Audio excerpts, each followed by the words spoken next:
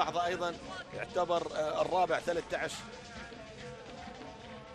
والجهرة عنده 13 الخامس 12 نقطة، الفحيحيل السادس والسابع، القادسية خطأ. السو رستم يجهز نفسه للتسديد ولا فواز العتيبي، الاثنين عند الكرة. السو رستم يشوط، الله!